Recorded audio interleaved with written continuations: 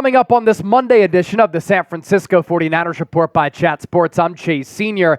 After the 2024 NFL Draft, we're going to take a look at some surprise cut candidates, players who the Niners could let go in the lead up to the 2024 regular season. And it's all sponsored by Roan. I'm wearing their commuter polo right now. Roan has become just a statement piece of my wardrobe. And you can see for yourself at roan.com/chatsports. Use the code chatsports. And with that, the faithful, only the faithful, gets 20% off your order. We'll put that link down below in the comment section as well as in the show notes of today's video. Let's get it underway. Our surprise cut candidates, 5 players here that we want to get to. Number 1, Drake Jackson, defensive end. And we're going to list reasons for why these players could get cut and the financial implications behind that. For Drake Jackson, I thought the Chase Young trade in the lead up to the NFL trade deadline was an indictment on Drake Jackson. San Francisco clearly thought that Drake Jackson was not good enough. So they made a move and sacrificed future draft capital that was pretty valuable for Chase Young.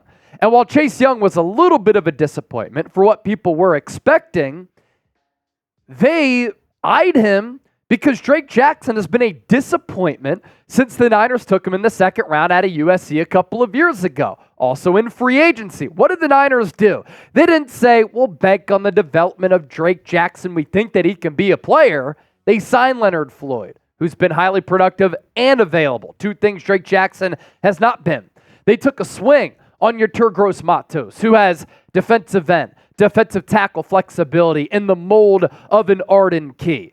Now, Jackson has vowed that he's going to come off knee surgery. He will be back better than ever. It's now time for him to prove it. And it's put up or shut up time for Drake Jackson. And if he doesn't put up, then he's going to get shut off of this roster because up to this point, he has been a disappointment. And the coaching staff clearly does not trust him. The spin zone is this.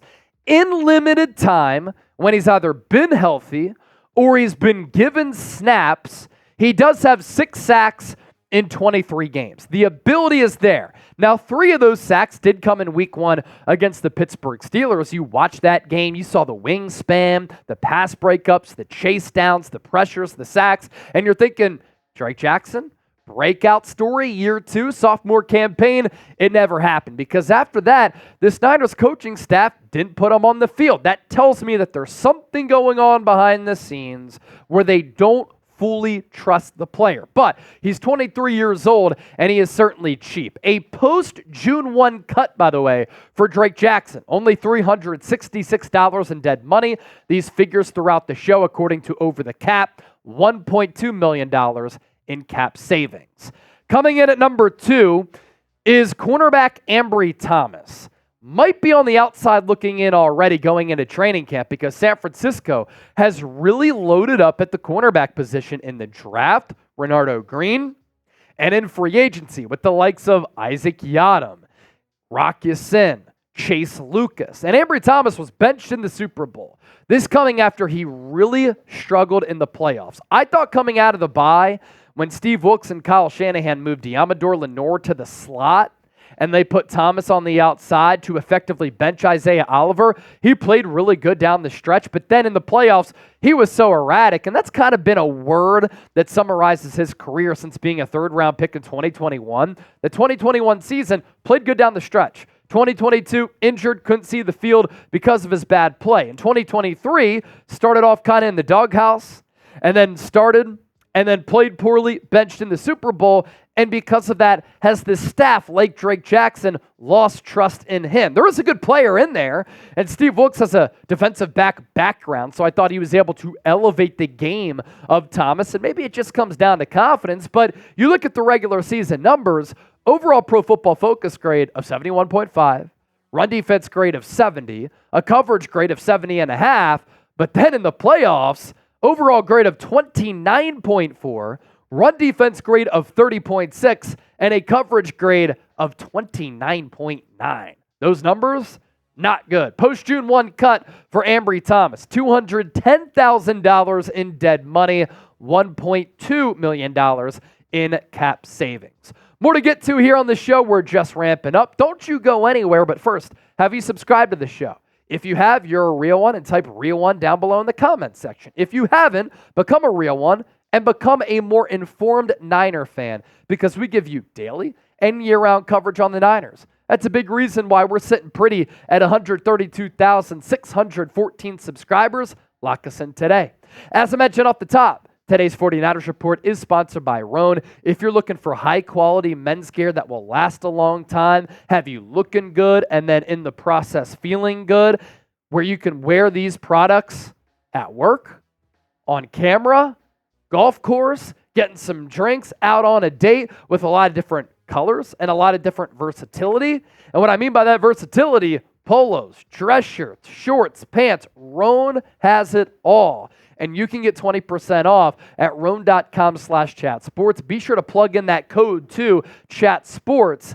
I love this gear because it's high quality, as I mentioned, wrinkle release technology. It's flexible, it's durable, it's stretchable. I'm so done with wearing those cotton shirts. Not only does it get too hot in the summertime, they break down after a couple of wears, and it sucks once you make an investment in something like that. Don't have to worry about that with our friends at Roan. Roan.com/chatsports. Use the code chatsports. You get 20% off. We're going to put that link down below in the show notes, as well as in the comment section of today's San Francisco 49ers Report. Cut candidate number 3 on our list of surprise cut candidates is running back Elijah Mitchell. And for Elijah Mitchell, this is not taking anything away from the player. He's been a very productive player, but he's also been a very injured player. And I think that was part of the reason why the Niners traded up to draft Louisville running back Isaac Guerendo, who is 6'3", 220, 4.3 speed. He's a blazer and can catch the ball out of the backfield, maybe a little bit better than Elijah Mitchell can. And then the Niners signed Cody Schrader, who led the SEC in rushing last year with Missouri as an undrafted free agent. And a lot of people think that Schrader can definitely make this team. So then who's the running back on the outside looking in? Is it Elijah Mitchell, who's always been hurt and has been productive? Or is it Jordan Mason, who clearly has a lot of ability and physicality? The durability here, ladies and gentlemen, is just a problem with Elijah Mitchell. You know the saying, can't make the club from the tub. And with my eye test, I thought he lacked pop this past year when the injury seemed to have caught up to him a little bit. And once again, he was injured. And a running back room of McCaffrey, Guerendo, Schrader, Mason, I think that can get the job done when you anticipate and know that Christian McCaffrey can tote the rock as much as he can. Post-June 1 cut for Elijah Mitchell. Only $45,000 in dead money, and then the Niners save about $1 million. So with the team that's a little bit cash-strapped, with all of our cuts so far, we've already freed up $4 million, and there are other players who can play those positions. For Mitchell, career numbers up to this point, again, been good when healthy. The numbers, 1,500 plus yards, 4.7 yards per carry, 9 touchdowns, 327 carries in those 27 games played. But in 3 years, he's played the 27 games, and in a lot of those games, he has been hurt. Coming in at number 4, another young player here who the Niners drafted high. Another third-round pick like Ambry Thomas. That is Cam Latu, who the Niners took in the draft 2 years ago out of Alabama. The preseason that he had last year was as bad as it could have gotten. In practice, couldn't catch the football. In games, could not catch the football. With drops, and then he was fumbling the football like he did against the Las Vegas Raiders when he finally caught the football. So the inconsistencies there and not being able to rely on him is a problem. And then you look at the Niners' actions this offseason. They lose Ross Dwelley and Charlie Warner. Fine. They tried to poach Brock right away from the Detroit Lions. They signed him to an offer sheet, which was a pretty solid salary, and then the Lions matched that offer sheet. And then Kyle Shanahan came out of the draft and said a couple of things. One, we wanted a tight end. Wish we could have gotten one. It just didn't work out that way. And then he was asked, is Cam Latu going to be your backup tight end? He said, no, he hasn't practiced. We like guys who can practice. So that's not a vote of confidence from Kyle Shanahan. And if he can't play and he can't catch the football, then he can't play. It's time to take your losses and swallow your defeat.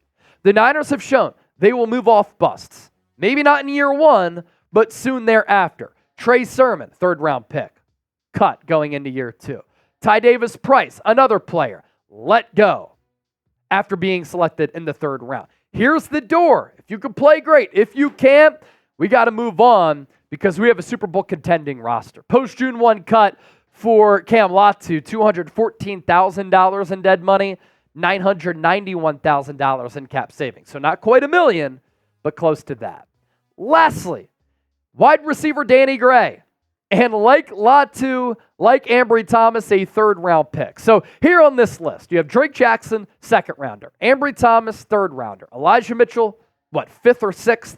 Cam Latu, 3rd. And then Danny Gray, 3rd-round pick. San Francisco has drafted well, but like any organization, they've missed. Why they needed to knock it out of the park with this draft and why I think they drafted partially experienced players is because they need to know that they drafted players who can play, not projects. And Danny Gray, a little bit of a project. JUCO guy, went to SMU, was really productive, popped off against TCU, ran a 4.3 40-yard dash in the pre-draft process. That was awesome. But he has 1 career catch in 2 years. And then San Francisco, I think, just like trading for Chase Young, was an indictment on Drake Jackson. When you draft Ricky Pearsall and Jacob Cowling, that puts Danny Gray firmly on the hot seat. Hasn't been able to stay on the field. He's not trusted. He's been injured. Kyle Shanahan, yeah, he's tough on young wide receivers, but you can either go through that adversity and have it make you better, a la Brandon Aiyuk, or you can fold like we've seen some other players do under head coach Kyle Shanahan. Dante Pettis, another one of them. For Danny Gray, my man, you just got to give us a reason to believe. Because 4.3 speed on this team would be incredible. But Jacob Cowling, 4.3 guy. Ricky Pearsall, 4.4 guy. So the Niners did get faster at that wide receiver spot. Danny Gray could also have a good training camp, and he could get cut as part of the math equation. Because when you draft those 2 rookies, but you also have Deebo Samuel, Brandon Aiyuk, Jawan Jennings, the 2 rookies, Chris Conley, good special teams player, Ronnie Bell, who you drafted last year, who showed something in the preseason last year. Danny Gray, outside of 1 long catch from Trey Lance, hasn't even shown anything. So again, give us reason to believe. Post-June 1 cut for Danny Gray, $212,000 in dead money, $1.1 million in cap savings there. So in totality, you cut those 5 players, you free up about $5 million. Your top surprise cut candidate, it can be one of the 5 who I mentioned or somebody else. Who did I miss? Let me know down in the comment section. We always love your feedback here on this interactive show.